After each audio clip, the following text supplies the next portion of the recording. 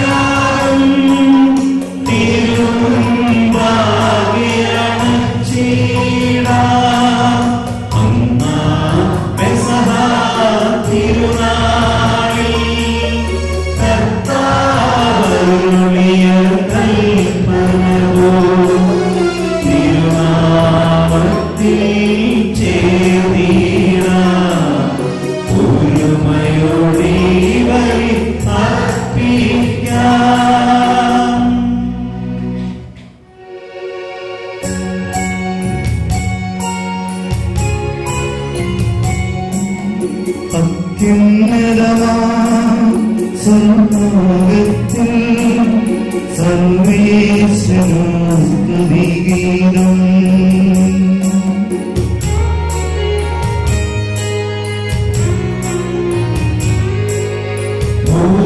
ഭൂമിയിലെങ്ങും മർത്യനു ശാന്തി പ്രത്യാശയുമെന്നേക്കും. അത്യുന്നതമാം സർവ്വലോകത്തിൽ സർവേശ്വരനു സ്തുതിഗീതം.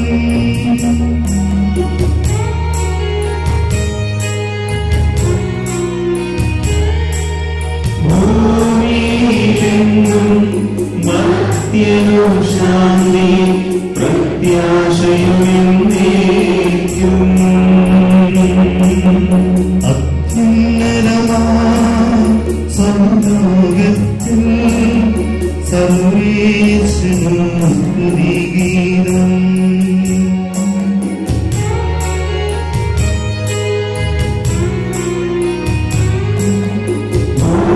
ഭൂമിയിലെങ്ങും മർത്യനു ശാന്തി പ്രത്യാശയുമെന്നേക്കും.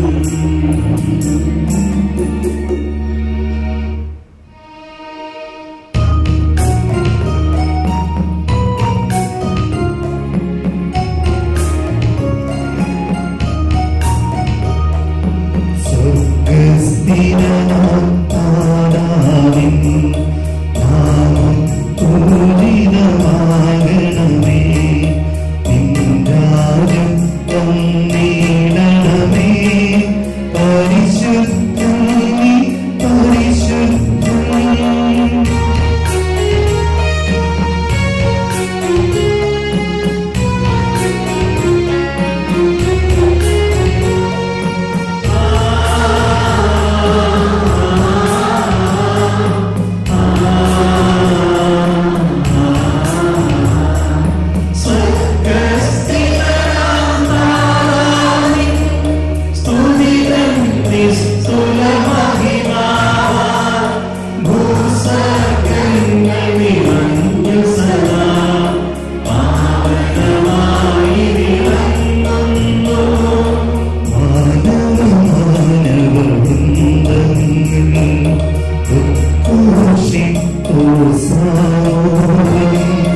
പരിശുദ്ധൻ നീ എന്നെന്നും പരിശുദ്ധൻ നീ പരിശുദ്ധൻ.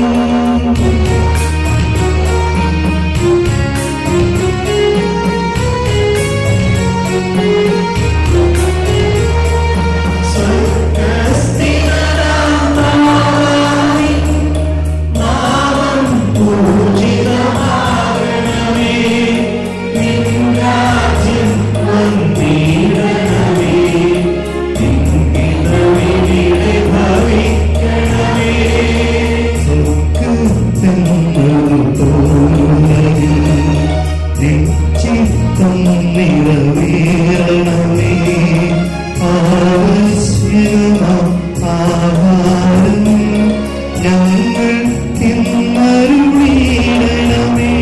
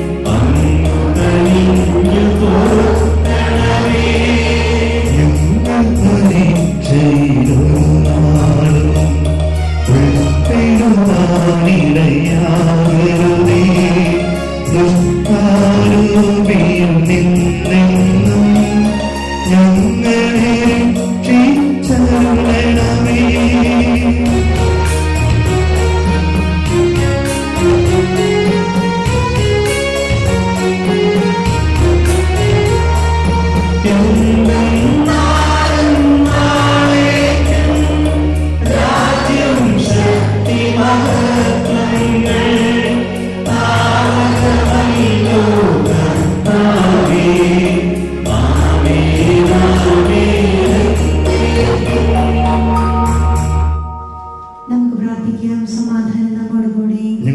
കർത്താവായ ദൈവമേ, എല്ലാ മനുഷ്യരെയും പ്രകാശിപ്പിക്കുന്ന സത്യവെളിച്ചമായ അങ്ങയുടെ പുത്രനെ ലോകത്തിലേക്ക് അയക്കുകയും അവൻ വഴി കൃപയും സത്യവും പ്രാപിക്കുവാൻ ഞങ്ങളെ യോഗ്യരാക്കുകയും ചെയ്തമേ ഞങ്ങൾ സ്തുതിക്കുന്നു. ഞങ്ങളുടെ വിശ്വാസത്തിന്റെ കർത്താവും മഹാപുരോഹിതനുമായി ശോംശികാപരമേൽപ്പിച്ച രഹസ്യങ്ങൾ യഥായോഗ്യം പരികർമ്മം ചെയ്യുവാൻ ഞങ്ങളെ അനുഗ്രഹിക്കണമേ. സകലത്തിന്റെയും നാഥായ എന്നേക്കും.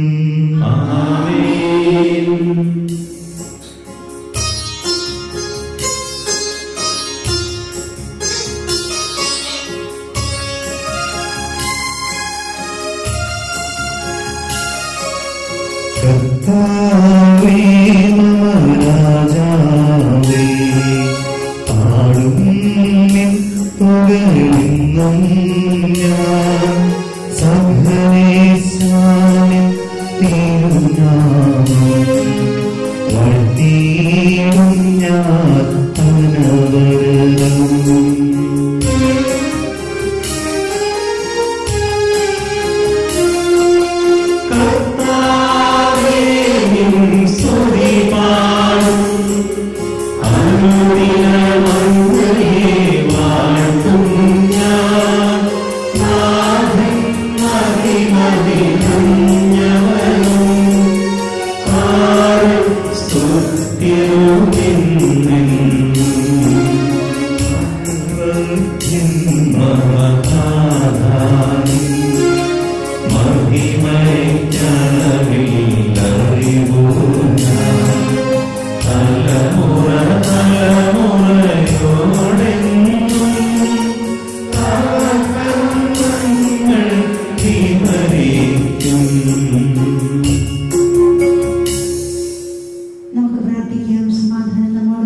ഞങ്ങളുടെ കർത്താവായ ദൈവമേ, അങ്ങ് നൽകിയിട്ടുള്ളതും എന്നാൽ കൃതജ്ഞത പ്രകാശിപ്പിക്കുവാൻ ഞങ്ങൾ കഴിയാത്തതുമായ എല്ലാ സഹായങ്ങൾക്കും അനുഗ്രഹങ്ങൾക്കുമായി സകല സൗഭാഗ്യങ്ങളും നന്മകളും നിറഞ്ഞു ഒടിച്ചൂട് നിൽക്കുന്ന സഭയിൽ ഞങ്ങൾ അങ്ങേ നിരന്തരം സ്തുതിക്കുകയും മഹത്വപ്പെടുത്തുകയും ചെയ്യട്ടെ.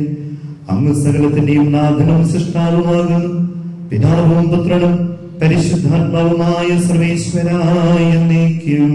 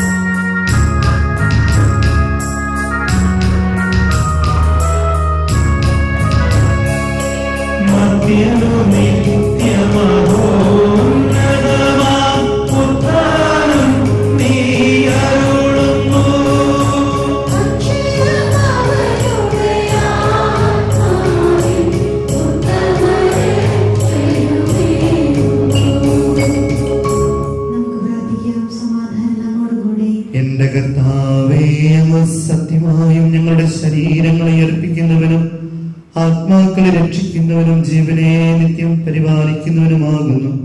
ഞങ്ങളെപ്പോഴും അങ്ങേക്ക് സ്തുതിയും കൃതജ്ഞതയും ആരാധനയും സമർപ്പിക്കുവാൻ കടപ്പെട്ടവരാകുന്നു. സകലത്തിന്റെയും നാഥായ എന്നേക്കും.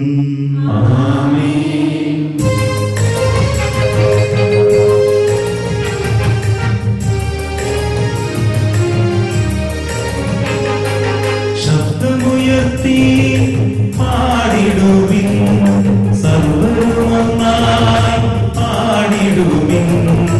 എന്നെന്നും ജീവിക്കും സർവീശ്വരനെ വാഴ്ത്തിടുവിൻ, വാഴ്ത്തിടുവിൻ.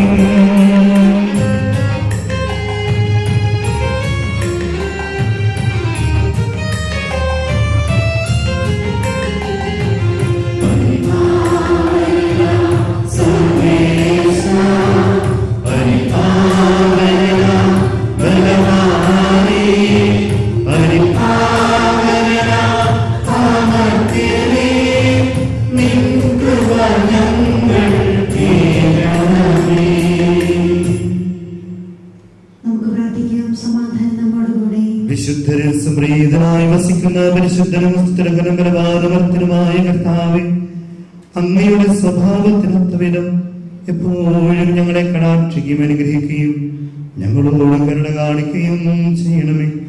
പിതാവും പുത്രനും പരിശുദ്ധാത്മാവുമായ സർവേശ്വരായ എന്നേക്കും. സർവജ്ഞനായ ഭരണകർത്താവും തന്റെ ഭവനത്തിൽ വസിക്കുന്നവരുടെ വിസ്മരണനായ പരിപാലകനും സകല നന്മകളുടെയും സൗഭാഗ്യങ്ങളുടെയും ഉറവിടവുമായ ദൈവമേ, അങ്ങയോട് ഞങ്ങൾ അപേക്ഷിക്കുന്നു. അങ്ങയുടെ സ്വഭാവത്തിനൊത്ത വിധം എപ്പോഴും ഞങ്ങളെ കടാക്ഷിക്കുകയും അനുഗ്രഹിക്കുകയും ഞങ്ങളോട് കരുണ കാണിക്കുകയും ചെയ്യണമേ. പിതാവും പുത്രനും പരിശുദ്ധാത്മാവുമായ സർവേശ്വരായ എന്നേക്കും.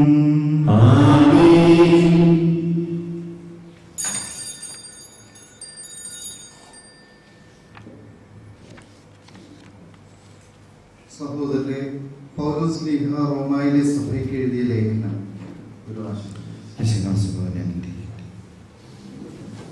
അപ്പോൾ നാം എന്താണ് പറയേണ്ടത്?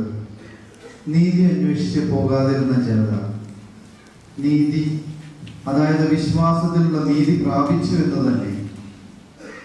നിയമത്തിൽ അധിഷ്ഠിതമായ നീതി അന്വേഷിച്ചു പോയ ഇസ്രായേലാകട്ടെ ആ നിയമത്തിലേക്ക് എത്തിച്ചേർന്നില്ല. എന്തുകൊണ്ട്? അവർ വിശ്വാസത്തിലൂടെയല്ല, പ്രത്യുത പ്രവൃത്തികളിലൂടെ എന്ന പോലെയാണ് അന്വേഷിച്ചത്. ഇടർച്ചയുടെ പാറമേൽ അവർ തട്ടി വീണു. ഇങ്ങനെ എഴുതപ്പെട്ടിരിക്കുന്നു: ഇതാ തട്ടി വീഴ്ത്തുന്ന കല്ലും ഇടർച്ചയുടെ പാറയും സിയോനിൽ ഞാൻ സ്ഥാപിക്കുന്നു, അവനിൽ വിശ്വസിക്കുന്നവൻ ലജ്ജിതനാവുകയില്ല.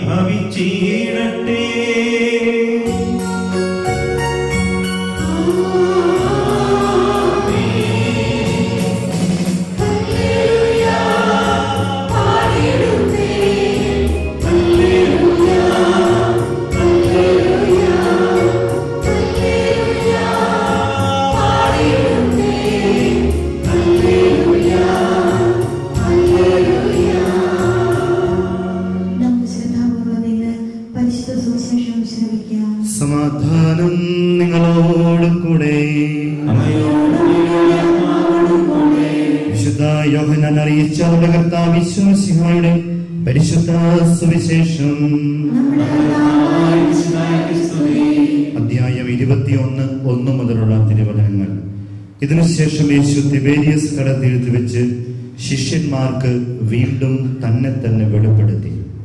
അവൻ വെളിപ്പെടുത്തിയത് ഇപ്രകാരമാണ്: ശിമയോൻ പത്രോസ്, ദിദീമോസ് എന്ന് വിളിക്കപ്പെടുന്ന തോമ, ഗലീലയിലെ കാനായിൽ നിന്ന് നാഥാനിയേൽ, സെബദീ പുത്രന്മാർ എന്നിവരും വേറെ 2 ശിഷ്യന്മാരും ഒരുമിച്ചിരിക്കുകയായിരുന്നു. ശിമയോൻ പത്രോസ് അവരോട് പറഞ്ഞു: ഞാൻ മീൻ പിടിക്കാൻ പോവുകയാണ്. അവർ പറഞ്ഞു: ഞങ്ങളും നിന്നോട് കൂടെ വരുന്നു. അവർ പോയി വള്ളത്തിൽ കയറി. എന്നാൽ ആ രാത്രിയിൽ അവർക്ക് ഒന്നും കിട്ടിയില്ല. ഉഷസ്സായപ്പോൾ യേശു കടൽക്കരയിൽ വന്നു നിന്നു. എന്നാൽ അത് ഈശോയാണെന്ന് ശിഷ്യന്മാർ അറിഞ്ഞില്ല. ഈശോ അവരോട് ചോദിച്ചു, കുഞ്ഞുങ്ങളെ, നിങ്ങളുടെ അടുക്കൽ മീൻ വല്ലതുമുണ്ടോ?